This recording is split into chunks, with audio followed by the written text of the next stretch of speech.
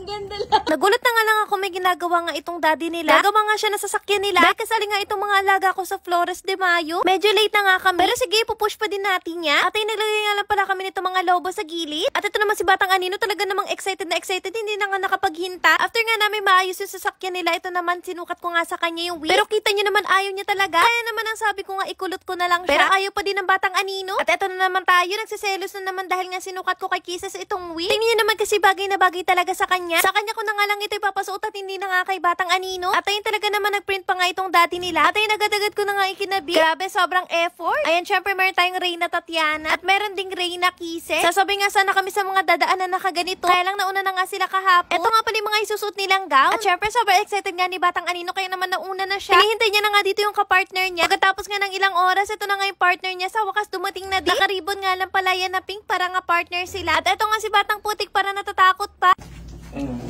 Try natin palabas. Sige. Hoy! Tumalon! Tumalon! Sinubukan pa nga tumakas nito ni Batang Putik. Pero ibinalik ulit siya dun sa may sasakyan. At yun na nga, tignan nyo, sobrang ganda talaga.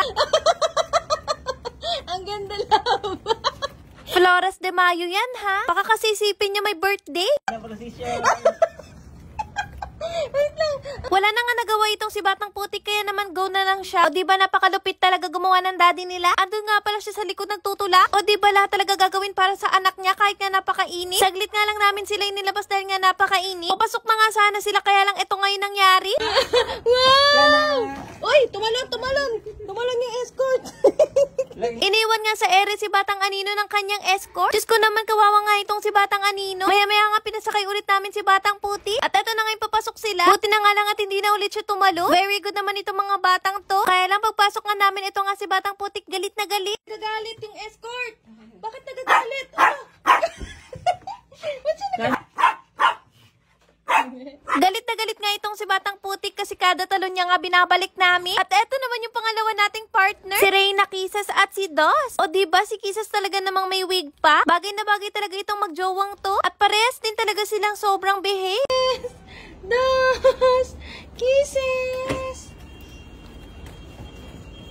Pit, pit, pit. Kung ano nga yung kinalikot ng dalawa kanina, yun nga yung kinabehave nila. Parehas kasi silang takot tumalon. Pero ito nga si Dos napakayabang. Tingnan niyo naman, talagang nakaangat pa yung kamay niya. Maya-maya nga pagkatapos nga nila umikot, pinasok na din agad namin dahil nga ang init. Dito nga lang namin sila inikot sa may loob ng bahay. Dahil tabi kasi kami ng kalsada. Delikado, kaya nga dito na lang sila. At ayun pagkatapos nga ng sagala nila, ito bibigyan natin sila ng muffin bag. Dahil ito nga mga Reyna ay talaga namang gutom na gutom. Lalo na nga itong si Reyna Tatiana. At itong escort niya na panay talon ng talon. Ayan, binigyan ko na nga din silang lahat, pati nga itong si Dos, Rocky Boy at si Kisses. Yan lang, sana nag-enjoy kayo sa vlog na to. At huwag nyo kalimutan i-like and share. Share ko nga sa inyo itong mga products namin. Ito nga pala yung KND Detangling Spray. Gamitin mo to kung madaming buhol yung fur babies mo. I-spray mo lang siya sa may buhol tapos i-brush mo, matatanggal na. Next naman itong pantanggal ng buhok sa tenga. KND Ear Powder. Makakatulong ito para mabilis nga mabunot yung buhok nila sa tenga. Ito kasi yung dahilan kung bakit bumabaho nga yung tenga nila. Kapag natanggal mo na yung buhok, ito naman yung gamitin. KND Ear Cleaning Solution. Ito naman yung magtatanggal ng dumi sa loob ng tenga nila. At tatatanggal din ito yung mabahong amo. Nakakatanggal din ito ng ear mite. At nakakapagpagaling ng mga maliliit na sugat sa tenga. Kung gusto mo nga order nito, nasa comment section.